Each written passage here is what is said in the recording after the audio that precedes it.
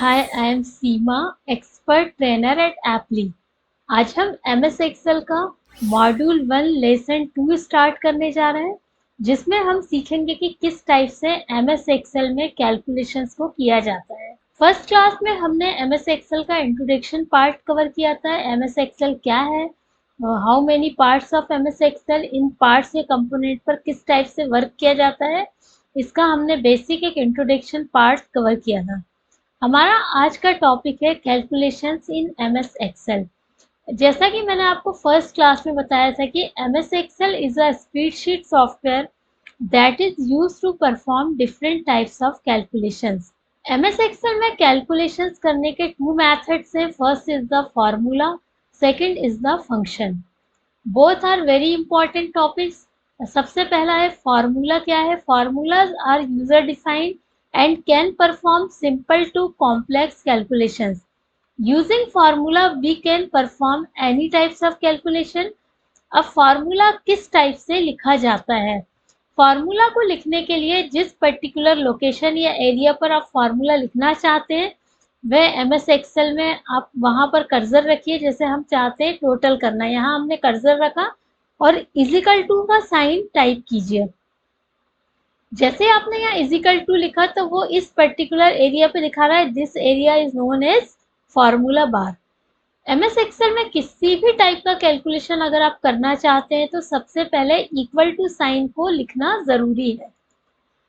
इसके बाद आपको किस सेल से कैलकुलेशन करना है उस सेल का नाम देते हैं।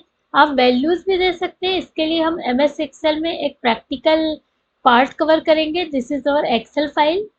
हम ये चाहते हैं कि यहाँ पर हम इन तीनों वैल्यूज का सम करें। तीनों values in the sense 66, 45, 55।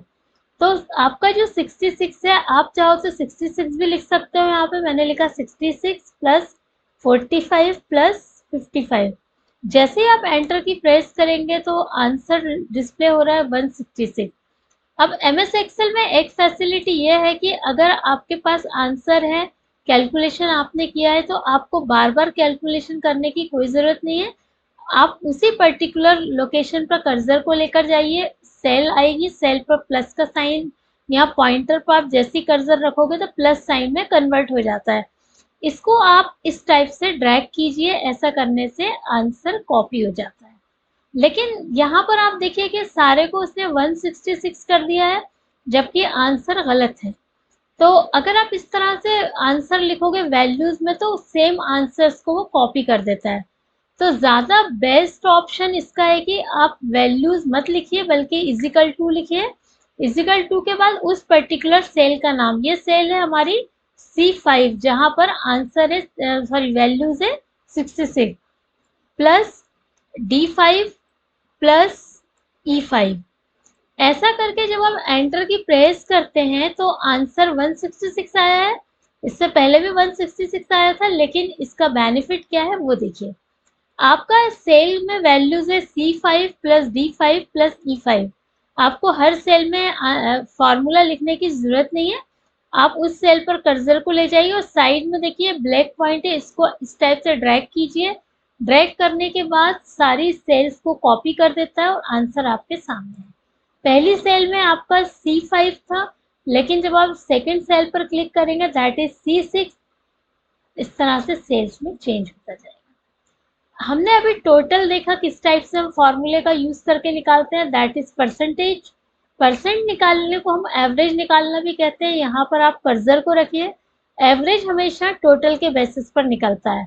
Total कहाँ पर है? F2 F5 पर हमने लिखा F5, डिवाइड का साइन बनाया। नंबर ऑफ सब्जेक्ट्स कितने? There are 3 types of subject.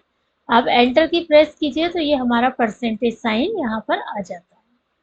तो आज हमने सीखा कि किस टाइप से हम एमएस एक्सेल में बेसिक कैलकुलेशंस कर सकते हैं, फॉर्मूले को लगा सकते हैं। आपको किसी भी टाइप का फॉर्मूला अगर यूज करना है तो आप बस इजिकल टू साइन लिखिए और किस सेल को किस सेल से कैलकुलेशन करना है उस सेल का नाम दीजिए और पर्टिकुलर जो प्लस साइन है उसको ऐसे ड्रैग कर दीजिए।